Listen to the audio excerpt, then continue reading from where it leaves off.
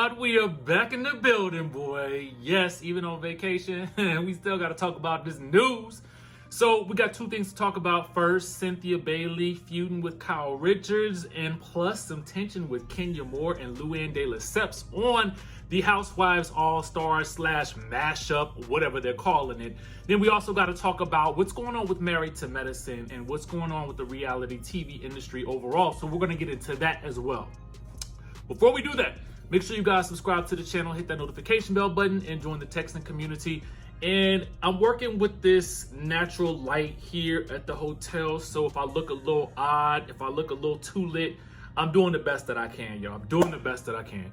Anyway, let's go ahead and get into the thing, okay? Now, in a new interview with OK Magazine, your girl Cynthia Bailey is doing some talking, and she's spilling the tea on what happened on the Housewives cast trip to the Turks and the Caicos, okay? Now, first things first.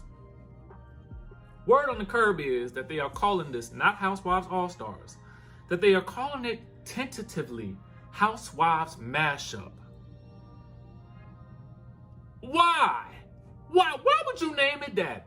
That sounds so stupid. I mean, and honestly, I get it. It is technically a mashup of different housewives, but it is all stars. It is what we have been wanting forever. And you've got to call it the name that the fans have been wanting. Okay? Let's get it together, Bravo. Let's get it together. Okay, anyway. She's spilling the tea about some things that's going on. And I had heard that she had bumped heads with Kyle. Okay? But I ain't know about Kenya and Luann. Let's get into it, all right? Now, she tells OK Magazine that let's just say 50 Cent had to take a little trip to Turks and Caicos, okay? Now, of course, you know she couldn't say a whole lot, but she did admit to having a little bit of a beef with that good Kyle Richards from the Real Housewives of Beverly Hills.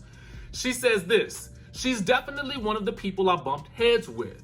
I like Kyle and we have tons of friends in common, but we definitely had a moment, and that moment lasted a little longer than it needed to. By the end of the trip, though, I felt like we were in a good place until they start showing the episodes and we see differently, okay? But we'll just have to wait and see how that plays out. I feel like something is coming soon because I feel like a bunch of them were in New York doing some photos and stuff like that, some promo for the new season. So be on the lookout for that. Obviously, it's going to be on that good Peacock, you know, the streaming app that they got. So download that. You can download it for free. But let's get into what she had to say about Kenya and Luann, because there's some tension there. So she said this. She said that she had assumed that Kenya Moore and Luann de Lesseps would have her back, only to find that things had kind of changed between all of them. She said some friendships kind of changed, and I definitely ended up bumping heads with a couple of people. I'm generally a team player. I like peace, but I'm all about reciprocity, and I felt like I wasn't getting the same energy and support that I was giving out, so we had to talk about it. Now, listen. Let's talk about Cynthia. Cynthia in conflict is an interesting Cynthia, okay? Because it's a rare occasion. We've seen her, y'all remember that little sit down that she had with Phaedra Parks, where Phaedra had to actually walk out on Cynthia because she said she might, I felt like she said she might pop her or something like that, or she might beat her butt or something. And then remember that confrontation that she had with Portia at that restaurant? And then harken back to the other conversation that she had with Nene at that restaurant. Now, they've been few and far between, okay? But they have been pretty good confrontations. I mean, she even fought Portia. Y'all remember that.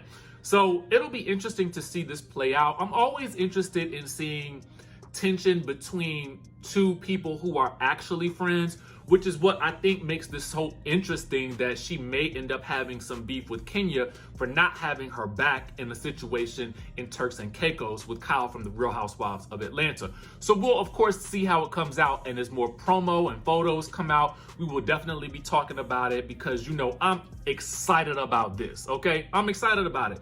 And until further notice, I'm going to continue to call it Housewives All-Stars. Moving right on along, let's get into Married to Medicine.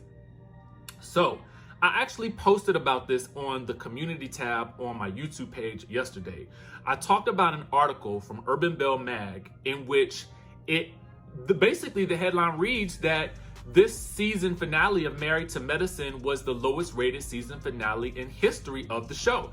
That's in 8 seasons, and the numbers read as such. The episode only brought in 612,000 viewers. Now that's low considering, you know, I mean, you really want your show at this point in time for a reality TV show to be in the 1 to 2 million viewership range and ratings. But honestly, something else that they said in the article, and I'm going to quote Urban Belle Mag, they said, that's not the only show experiencing a drop in ratings. Black Ink Crew, Basketball Wives, and Real Housewives of Atlanta have all experienced massive declines this year. However, Real Housewives of Potomac surged during its recent season. Now, I believe that Real Housewives of Potomac definitely surged because of the altercation and everything following that, and people felt so very passionately about it. With regards to, and hopefully the ratings will stay up for this current season of Real Housewives of Potomac. But if it doesn't, it will be telling of what I believe is indicative of what's happening in the world of reality TV in general. My current belief is that the current reality TV formula is growing a little stale, okay? And so because it's growing stale, I feel like people could be tuning out of these shows. Now, granted, as a lot of you pointed out on the community tab post, you guys noted that it was also Juneteenth weekend. It was also Father's Day weekend. So there was a lot of holiday weekend type stuff going on that, you know, could have prohibited people from being able to watch the show when they actually normally would be watching it, right? A lot of people were surmising that it had a lot to do with the absence of Mariah Huq, who created Married to Medicine. And so I feel like there's a lot of factors that could have played a part in the reason why the ratings were so low for what was honestly one of the best episodes of the season.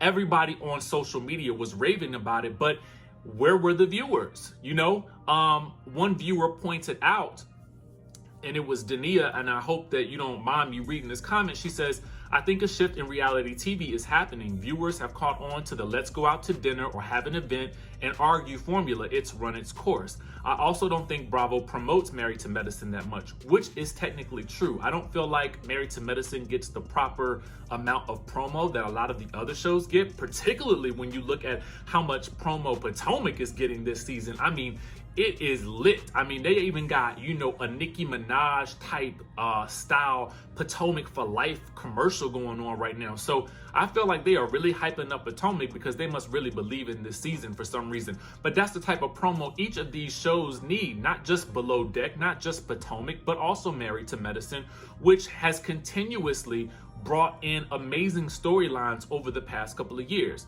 But I also think it's true that people are getting tired of the current formula of reality TV, and there's gonna have to be some type of switch up happening in the future, which is why a show like The Encore by you know, that comes out on BET with all of the, you know, artists like Shamari and Aubrey and Pam and Nivea, you know, that type of show I feel like is really resonating with people. I'm not sure how it's doing in the ratings, but it's really resonating with people because it's something new, fresh, and different.